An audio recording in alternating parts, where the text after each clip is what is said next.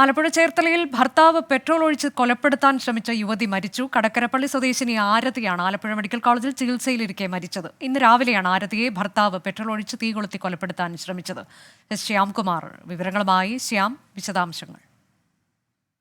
അനുജ, ഇന്ന് രാവിലെ ചേർത്തല താലൂക്ക് ആശുപത്രിക്ക് സമീപത്ത് വെച്ചാണ് ഈ യുവതിയെ പെട്രോൾ ഒഴിച്ച് തീ കൊളുത്തി കൊലപ്പെടുത്താൻ ശ്രമം നടന്നത്. ഈ യുവതിയുടെ ഭർത്താവ് തന്നെയായിരുന്നു ഈ ശ്രമം നടത്തിയത്. ബൈക്കിലെത്തിയ ഇയാൾ യുവതി പോയ സ്കൂട്ടറിന് കുറുകെ തടസ്സം വെച്ച ശേഷം തലയിൽ പെട്രോൾ ഒഴിക്കുകയും തുടർന്ന് തീ കൊളുത്തുകയുമായിരുന്നു. ഈ തീ കൊളുത്തലിൽ ഇയാൾക്കും പൊള്ളലേറ്റിരുന്നു. രണ്ടുപേരെയും ആലപ്പുഴ മെഡിക്കൽ കോളേജ് ആശുപത്രിയിലാണ് പ്രവേശിപ്പിച്ചിരുന്നത്. അതിനിടെയാണ് ചികിത്സയിലിരിക്കെ ഈ യുവതി ഇന്ന് വൈകിട്ട് മരണപ്പെടുന്നത്.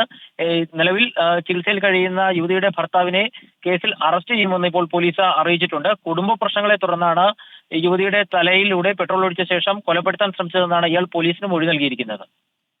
ശ്യാംകുമാറാണ് വിശദാംശങ്ങൾ നൽകിയത്.